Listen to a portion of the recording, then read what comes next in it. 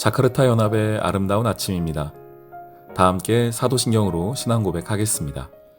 전능하사 천지를 만드신 하나님 아버지를 내가 믿사오며 그 외아들 우리 주 예수 그리스도를 믿사오니 이는 성령으로 잉태하사 동정녀 마리아에게 나시고 본디오 빌라도에게 고난을 받으사 십자가에 못 박혀 죽으시고 장사한 지 사흘 만에 죽은 자 가운데서 다시 살아나시며 하늘에 오르사 전능하신 하나님 우편에 앉아 계시다가 저리로서 산자와 죽은 자를 심판하러 오시리라. 성령을 믿사오며 거룩한 공회와 성도가 서로 교통하는 것과 죄를 사하여 주시는 것과 몸이 다시 사는 것과 영원히 사는 것을 믿사옵나이다. 아멘. 제 11장. 유대에 있는 사도들과 형제들이 이방인들도 하나님의 말씀을 받았다 함을 들었더니 베드로가 예루살렘에 올라갔을 때 할례자들이 비난하여 내가 무할례자의 집에 들어가 함께 먹었다. 베드로가 그들에게 이 일을 차례로 설명하여 내가 요바시에서 기도할 때에 황홀한 중에 환상을 보니 큰 보자기 같은 그릇이 내 귀에 메어 하늘로부터 내려 내 앞에까지 드리워지거늘 이것을 주목하여 보니 땅에 네 발 가진 것과 들짐승과 기는 것과 공중에 나는 것들이 보이더라. 또 들으니 소리 있어 내게 이르되 베드로야 일어나 잡아먹으라 하거늘 내가 이르되 주님 그럴 수 없나이다. 속되거나 깨끗하지 아니한 것은 결코 내 입에 들어간 일이 없나이다 하니 또 하늘로부터 두 번째 소리 있어 내게 이르되 하나님이 깨끗하게 하신 것을 내가 속되다고 하지 말라 하더라. 이런 일이 세 번 있은 후에 모든 것이 다시 하늘로 끌려 올라가더라. 마침 세 사람이 내가 유숙한 집 앞에 서 있으니 가이사랴에서 내게로 보낸 사람이라. 성령이 내게 명하사 아무 의심 말고 함께 가라 하시매 이 여섯 형제도 나와 함께 가서 그 사람의 집에 들어가니 그가 우리에게 말하기를 천사가 내 집에 서서 말하되 내가 사람을 요바에 보내어 베드로라 하는 시몬을 청하라. 그가 너와 내 온 집이 구원받을 말씀을 내게 이르리라 함을 보았다 하거늘 내가 말을 시작할 때에 성령이 그들에게 임하시기를 처음 우리에게 하신 것과 같이 하는지라. 내가 주의 말씀에 요한은 물로 세례를 베풀었으나 너희는 성령으로 세례를 받으리라 하신 것이 생각났노라. 그런즉 하나님이 우리가 주 예수 그리스도를 믿을 때에 주신 것과 같은 선물을 그들에게도 주셨으니 내가 누구이기에 하나님을 명히 맡겠느냐. 그들이 이 말을 듣고 잠잠하여 하나님께 영광을 돌려 그러면 하나님께서 이방인에게도 생명 얻는 회개를 주셨도다. 샬롬, 자카르타 연합의 아름다운 아침입니다. 오늘은 사도행전 11장 말씀을 함께 보겠습니다. 어제 말씀 속에서 베드로가 고넬료의 집에서 이방인들도 성령 받는 것을 목도하게 됩니다. 이 성령이라는 것은 단순히 성령의 어떤 능력을 받았다는 것이 아니라 성령이 예수 그리스도의 영이시기 때문에 그들에게 구원이 임하였다는 구원의 징표입니다. 그러니 구원의 징표가 확증되니 세례까지 베푼 것이죠. 근데 그들 가운데 구원과 세례와 성령 모두가 다 임한 사건을 보고 왔습니다. 그게 이제 베드로가 본 사건이고 베드로와 함께 했던 우리 교회의 지도자들이 보았던 사건이었습니다. 그런데 여전히 그 유대인들 마음 가운데에 또 기존 예루살렘 교회 가운데에서는 그 문제가 여전히 좀 깔끔하게 해결되지는 않았습니다. 어떤 문제입니까? 어떻게 이방인들에게 성령이 임하냐? 어떻게 이방인들에게 하나님의 구원이 임할 수 있느냐? 이런 문제들입니다. 그래서 11장 보십시오. 오늘 1절에 유대에 있는 사도들과 형제들이 이방인들도 하나님의 말씀 받았다함을 들었더니 베드로가 이제 예루살렘에 갔더니 할례자들이 비난하는 겁니다. 네가 무할례 집에 들어가 함께 먹었다면서 무할례 집 실은 누구부터 시작됩니까? 우리 무드장이 시몬의 집부터 시작하면 거룩하지 않은 사람이었고 그건 조금 참아줄만 했는데 이제는 고넬료 이방인 집에 가서 함께 먹고 마시고 하고 그들에게 기도하고 그들을 위하여 성령을 역사까지 일으키고 왔다면서 라고 하면서 비난하는 것입니다. 그래서 이제 베드로가 그 일들을 차근차근 설명하는 거예요. 그 앞에 있었던 일들, 욥바에서부터 시작해서 환상을 보고 고넬료 집에 가이사라에 가서 그 성령의 역사가 일어나는 그 모든 일들, 세례까지 준 그 일들을 다 하고 나서 15절 한번 보십시오. 내가 말을 시작할 때에 성령이 그들에게 임하시기를 처음 우리에게 하신 것과 같이 하는지라. 처음 우리에게 한 게 언제입니까? 오순절날 그 마가의 다락방에서 120명의 성도들이 기도했던 그날과 똑같더라는 겁니다. 그러니 지금 하나님이 이방인 유대인 할 것 없이 성령을 부어주고 계신 사건이다. 그거를 베드로가 딱 캐치한 것이지요. 그리고 나서 보십시오. 17절. 하나님이 우리가 주 예수 그리스도를 믿을 때에 주신 것과 같은 선물, 그게 무엇입니까? 성령입니다. 지금도 여러분, 성령은 어떤 신비한 역사, 어떤 신비한 힘, 미스테리한 힘, 어떤 우리가 알 수 없는 어떤 종교적인 힘, 그것이 성령이 아니라 성령은 인격적인 분이세요. 성령은 예수 그리스도의 영이시고 예수님과 함께하는 같은 위를 가지시는 삼위일체의 한 분이십니다. 그래서 성령을 어떤 능력 정도로만 생각하시면 안 됩니다. 성령도 인격적인 분이십니다. 그래서 우리는 성령 모시기를 힘써 해야 되고 성령을 우리가 매우 존귀하게 존중해야 됩니다. 그럼 왜 그렇습니까? 성령이 예수 그리스도를 믿을 때에 우리에게 주시는 선물이기 때문에 그래요. 그러니까 성령도 우리의 안에 거하시는 하나님 그분이십니다.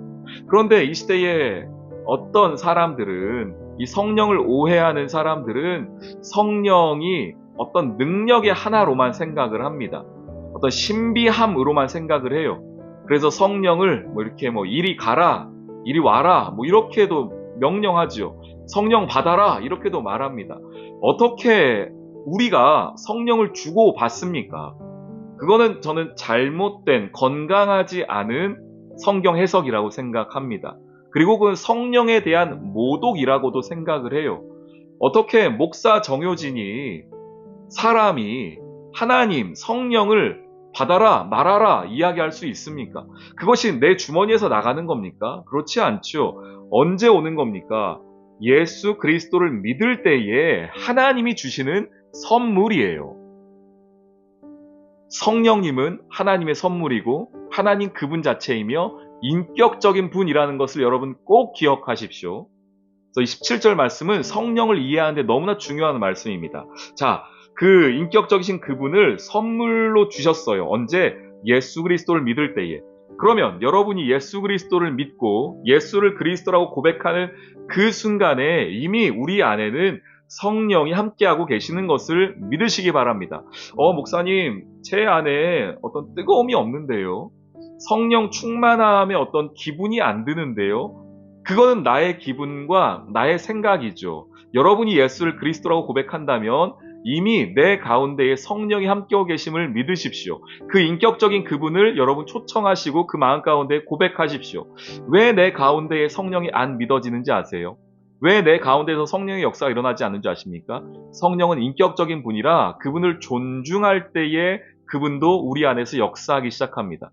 내가 의심하고 내 가운데 계신 성령을 내가 밀어내기를 원하고 내가 그분의 다스림과 그분과 함께하는 것을 즐겨하지 않으면 그분도 동일하게 우리에게 역사하세요. 즐겨하지 않으세요. 우리 가운데 말씀하지 않으십니다. 성령을 소중하게 생각하십시오. 인격적으로 생각하십시오. 자, 그 성령이 왔더니 어떤 일이 일어납니까? 18절. 하나님께서 이방인에게도 생명 얻는 회개를 주시더라는 거예요. 생명 얻는 회개, 우리 별표 좀 해놓을까요? 생명 얻는 회개. 아, 회개가 중요하구나. 회개할 때에 생명이 얻어지는구나. 예, 맞죠? 회개할 때에 우리 가운데 생명이 얻어지는 것이 말씀 그대로 맞습니다. 그러나 여러분, 회개라는 그 행위 자체가 우리에게 생명을 주는 것은 아니지요. 그 전에 먼저 무엇이 있었습니까? 예수 그리스도를 믿는 믿음이 있었고 성령이 내 가운데 오시니 어떤 일이 일어나는 거예요? 회개가 일어나는 겁니다. 그런데 우리는 자칫 이 말씀을 오해하여서 회개하는 어떤 행위에 집중할 때가 있습니다. 아니에요. 그저 회개하는 것, 내 삶의 죄악을 주님께 고백하고 내 삶에 대한 그 죄 용서를 바라는 그 마음 참 중요합니다. 너무 중요한 마음이고 우리가 삶을 살아가면서 회개하는 것이 중요해요. 그런데 더 궁극적으로 우리가 주 앞에 간구하고 갈구해야 되는 것은 하나님, 내 가운데에 예수 그리스도를 믿는 믿음, 그리고 그때 주시는 성령의 충만함으로 말미암아 어떤 작은 죄라도 내 가운데 들어오게 되면은 그것을 바로바로 분별하고 그때그때마다 회개할 수 있는 믿음이 내 안에 있기를 간구해야 됩니다. 회개라는 행위 자체가 중요한 게 아니에요, 여러분. 먼저 무엇이 있었습니까? 내 가운데 믿음이 있고 성령이 있었던 것입니다. 그 성령이 있으니 작은 죄가 들어와도 견딜 수 없으니 회개하게 되는 것이지요. 그래서 생명 얻는 회개는 그런 의미입니다. 회개라는 행위 자체가 중요한 것이 아니라 내 가운데 성령이 말씀하고 계시는구나. 내 가운데에 하나님께서 작은 죄도 용납하지 않으시는구나. 라는 그 믿음과 하나님과 함께 동행함이 더 중요한 것이죠. 오늘 여러분 가운데 생명 얻는 회개가 있기를 소망합니다. 아무리 작은 죄라도 주 앞에 고백하지 않고 회개하지 않으면 견디지 못하는 그 은혜가 여러분에게 있기를 소망합니다. 그것이 성령이 내 가운데 계시다는 증거가 되는 것입니다. 오늘 하루도 그 성령과 함께 승리하며 생명 얻는 회개로 주께 나아가는 저와 여러분 되기를 주님의 이름으로 축원합니다. 아멘. 오늘의 기도. 은혜로우신 하나님, 나의 생각의 편협함과 편견을 꺾어주세요. 주의 뜻대로 행한다고 말하면서 오히려 하나님의 뜻하심을 방해하거나 막는 어리석은 자가 되지 않게 해주세요. 그리고 믿음의 공동체인 교회 안에, 우리의 가정 안에 서로를 향한 오해가 아니라 이해와 사랑만이 가득하기를 소망합니다. 예수님의 이름으로 기도합니다. 아멘.